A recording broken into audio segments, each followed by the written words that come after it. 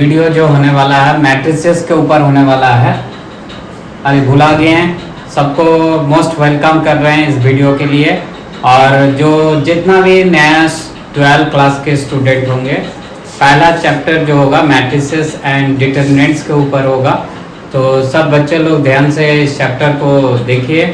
और good morning all of you. और सब ध्यान से इस वीडियो को कैचअप कीजिए। और जो भी प्रॉब्लम होगा आप मेरे जो भी वीडियो का नीचे में डिस्क्रिप्शन में जो भी मैसेज करना है आप मैसेज कर सकते हैं। तो प्लीज़ आप इस वीडियो को ध्यान से देखिएगा और सब्सक्राइब करने मत भूलिएगा। और इस वीडियो को जितना व्यूवर्स और सब्सक्राइबर्स जितना बनेगा तो मेरा नेक्स्ट वीडियो बनाना बहुत ही आसान हो जाएगा। तो स्टार्ट करते हैं मैट्रिसेस के ऊपर। मैट्रिसेस का साइन इस तरह दिया जाता है बच्चे लोग, that is the third bracket. और कोई किताब में इस तरह भी साइन रहता है, that is the sign of matrices. इस क्या हो जाएगा बच्चे लोग, ये मैट्रिसेस का साइन हो गया। इस मैट्रिसेस का साइन दो टाइप में होता है, किसी किसी किताब में इस तरह भी रहता है और किसी किसी किताब में इस तरह भी रहता है। और एक साइन इस तरह भी होता है, कंफ्यूज करने का जरूरत नहीं है। ये साइन जो होता है डिटरमिनेंट का होता है। क्या होता है बच्चे लोग, डिटरमिनेंट का होता है। तो इसीलिए ध्यान से देखिएगा, मैट्रिसेस और डिटरमिनेंट दोनों अलग अलग चीज है किंतु कॉन्सेप्ट सेम होता है। तो कोई भी मैट्रिसेस में जो उसके अंदर जो एलिमेंट डाला जाता है, रियल नंबर हो सकता है, नेचुरल नंबर हो सकता है, कॉम्प्लेक्स नंबर हो सकता है।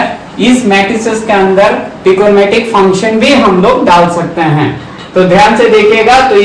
तो पहला काम होगा मेरा कंस्ट्रक्शन ऑफ मैट्रिक्स।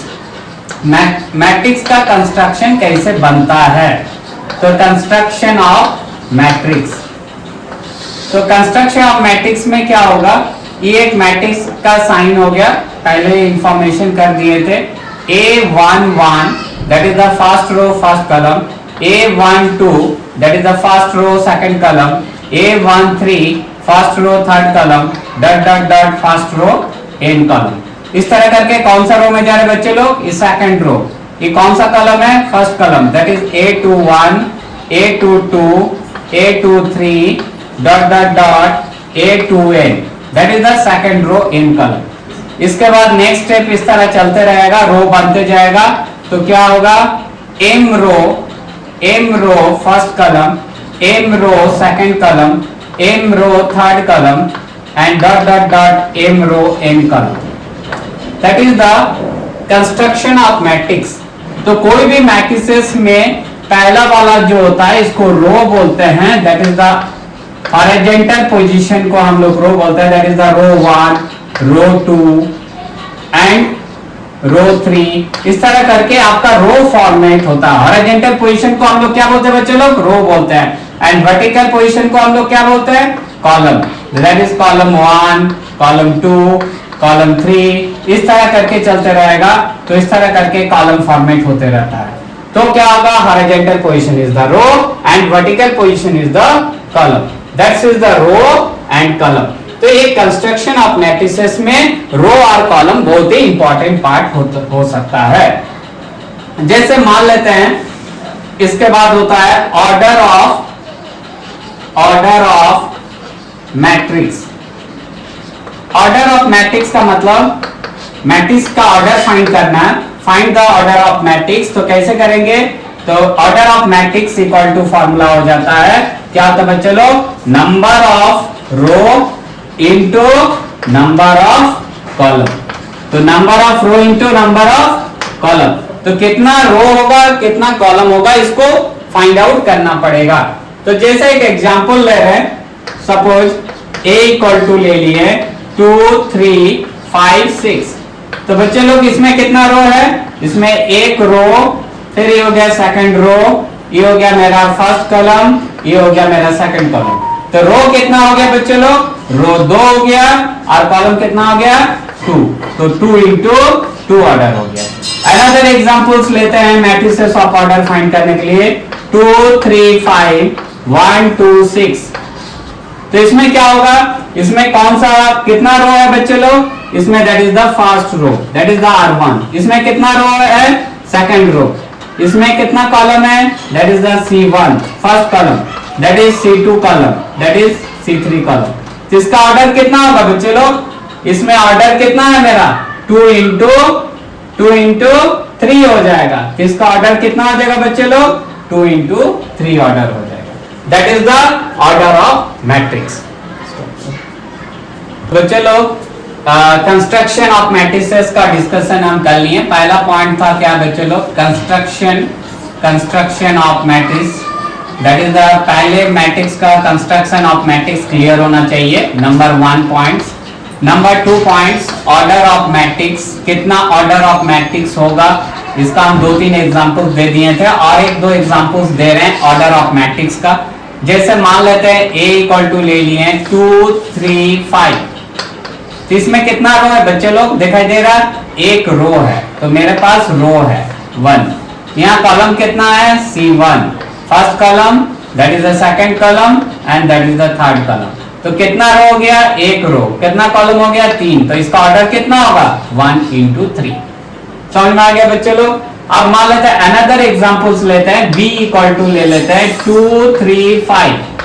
इसमें कितना रो है बच्चे लोग? That is the R1, that is the first row, that is the R2 second row and that is the R3 in the third row. इन कितना कॉलम है? दैट इज द एक ही column है। तो यहाँ पर रो कितना हो गया? 3 हो गया। तो 3 हो गया। फॉर्मूला क्या होता है मैट्रिसेस ऑफ ऑर्डर का? रो इनटू कॉलम। तो रो हो गया आपका 3 और कॉलम कितना हो गया? 1। तो ई हो गया आपका matrices of order 3 into 1। Suppose ये क्वेश्चन दे रहे हैं total number of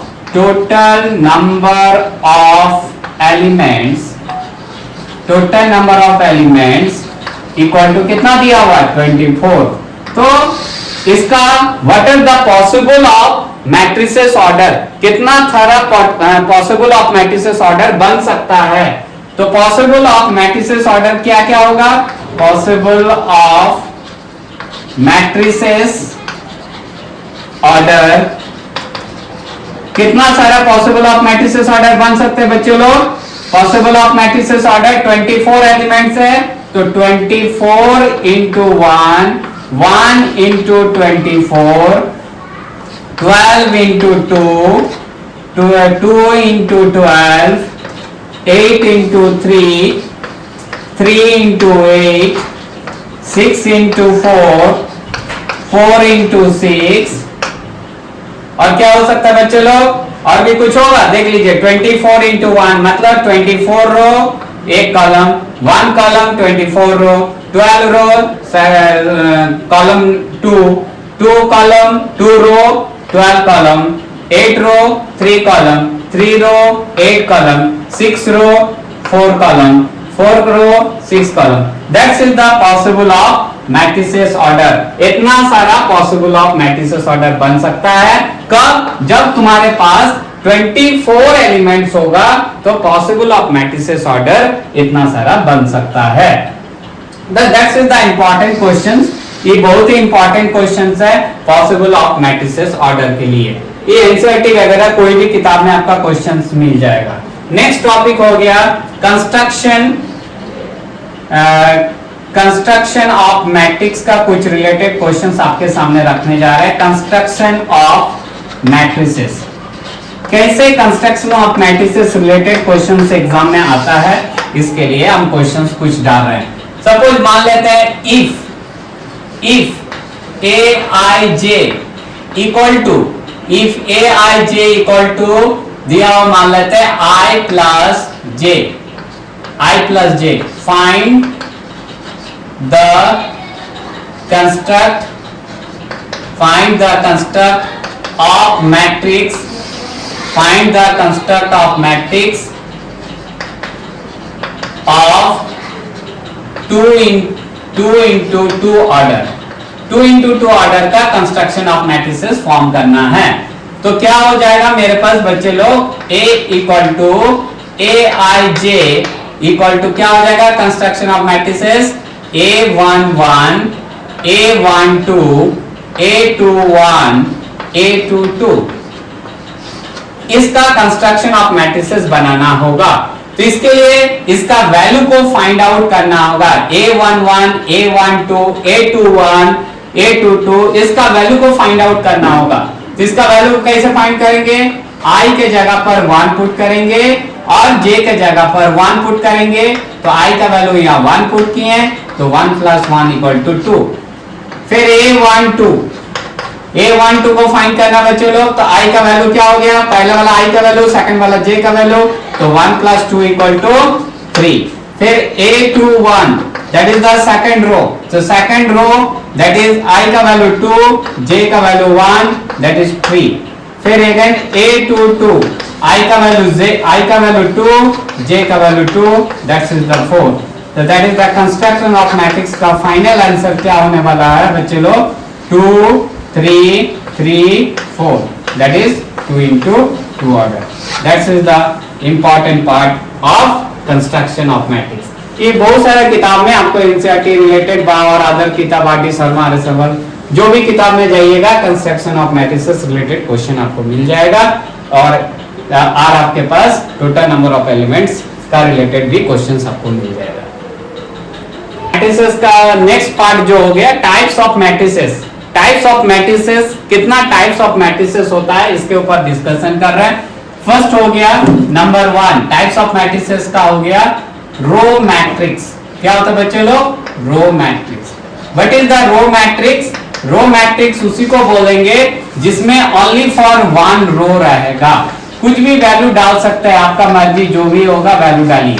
that is row matrix. मतलब क्या होगा? ओनली फॉर 1 रो, एक ही रो होना चाहिए। कॉलम कितना भी हो जाएगा उसके लिए दिक्कत नहीं है, रो एक ही होना चाहिए।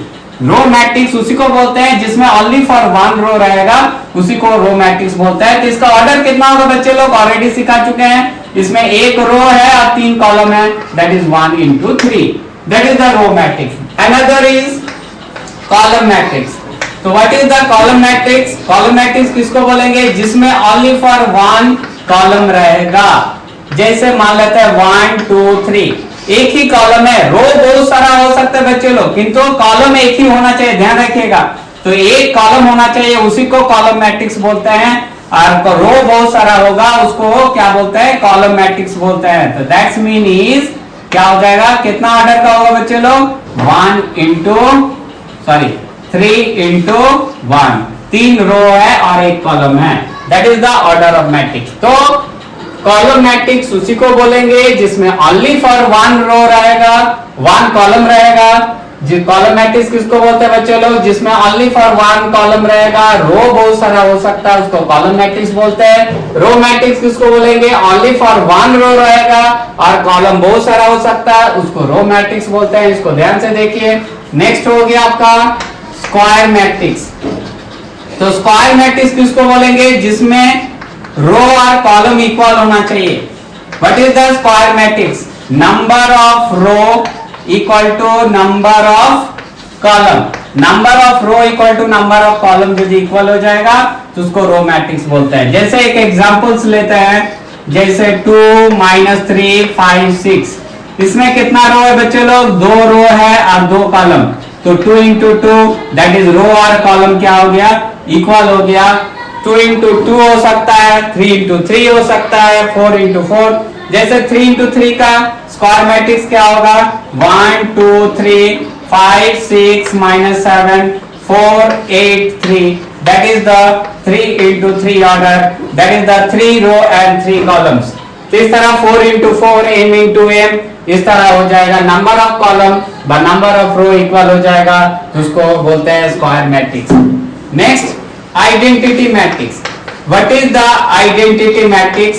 आइडेंटिटी मैट्रिक्स किसको बोलते हैं बच्चों लोग? जिसमें स्क्वायर मैट्रिक्स होना चाहिए। पहला कंडीशन आइडेंटिटी मैट्रिक्स के लिए क्या होना चाहिए? Square matrix.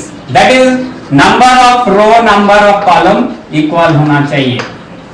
तो स्क्वायर आइडेंटिटी मैट्रिक्स उसी को बोलेंगे। इसका एग्जांपल्स आपके सामने रख रहे हैं। 1 0 0 1, तो क्या हो गया? That is the diagonal elements. इसको बोलते हैं डायगोनल एलिमेंट्स। डायगोनल एलिमेंट्स कौन कौन होता है? A11 A22 A33 that is the diagonal elements का वैल्यू ऑलवेज 1 1 होगा और नॉन डायगोनल एलिमेंट्स का वैल्यू 0 हो जाएगा, तो उसको हम लोग आइडेंटिटी मैट्रिक्स बोलते हैं। आइडेंटिटी मैट्रिक्स को हम लोग आई से इंडिकेट करते हैं। कभी कभी क्वेश्चन पेपर में I2 लिखा रहेगा, I लिखा रहेगा, तो 2 into 2 होगा। अनदर प्रोसेस हो सकता है 3 into 3 ऑर्डर का यदि आइडेंटिटी मैट्रिक्स लेते हैं 1 0 0 0 1 0 0 0 1, that is 3 into 3 matrix, that is इसको I3 भी लिख सकते हैं।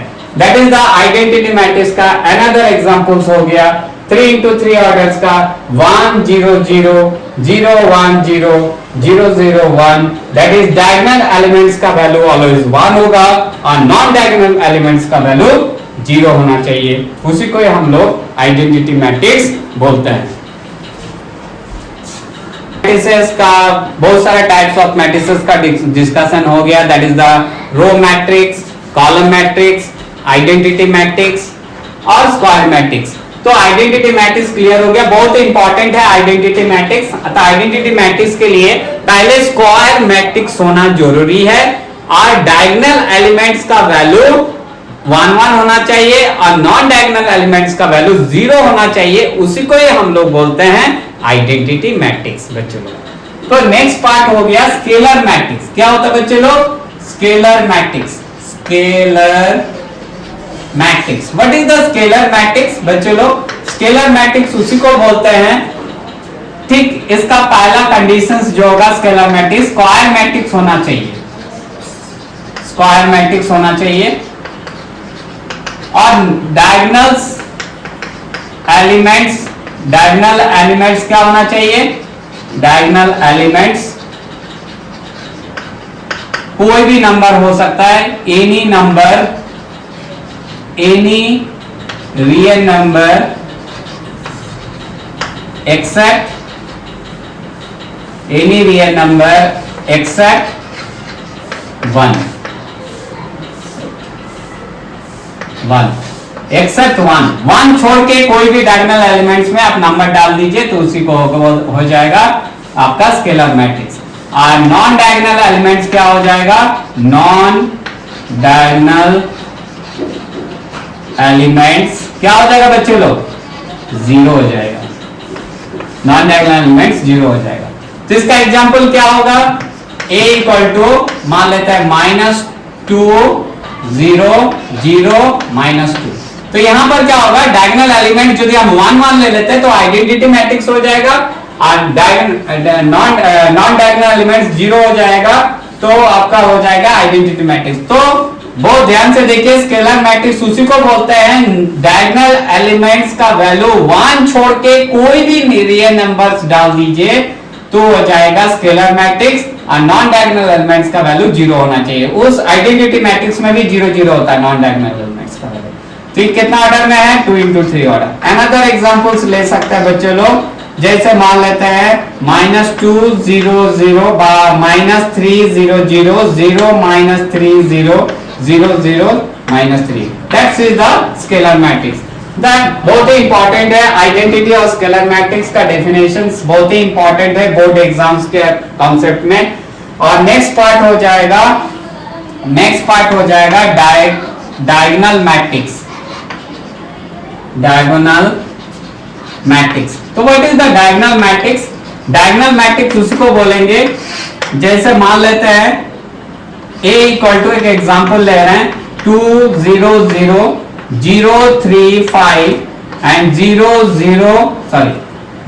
3 0 and 0 0 5, that's is the diagonal matrix का एग्जांपल। मतलब डायगोनल मैट्रिक्स उसी को बोलेंगे जिसमें डायगोनल एलिमेंट्स का वैल्यू डिफरेंट होगा, डायगोनल एलिमेंट्स का वैल्यू डिफरेंट हो जाएगा और नॉन डायगोनल एलिमेंट्स का वैल्यू 0 हो जाएगा, तो उसको हम लोग बोलते हैं डायगोनल मैट्रिक्स। इसको हम लोग इस तरह भी लिख सकते हैं, a equal to DIAG, that is the diagonal matrix 2 3 5। इसको ऐसे भी लिखा जा सकता है, ऐसे भी लिखा जाता है शॉर्ट फॉर्म में, that is the diagonal matrix. तो डायगोनल एलिमेंट्स में कौन कौन होता है बच्चे लोग? डायगोनल एलिमेंट्स में कौन कौन होता है? डायगोनल एलिमेंट्स उसी को बोलते हैं A11 A22 A33 A44 dot dot dot, that is the diagonal elements. इसी को हम लोग बोलते हैं डायगोनल एलिमेंट्स। तो टाइप्स ऑफ मैट्रिसेस आपके सामने क्लियर हो गया। इस तरह करके आप पूरा फॉर्मेट को अच्छा से ध्यान से देखिए, और नेक्स्ट जो टॉपिक मेरे पास पार्ट 2 वीडियो जो मेरे बनने वाला है, addition of matrices, subtraction of matrices and multiplication, इसके आगे जो भी टॉपिक्स आएगा इसके ऊपर हमको डिस्कशन करना पड़ेगा। Thank you. नेक्स्ट वीडियो का इंतजार कीजिए।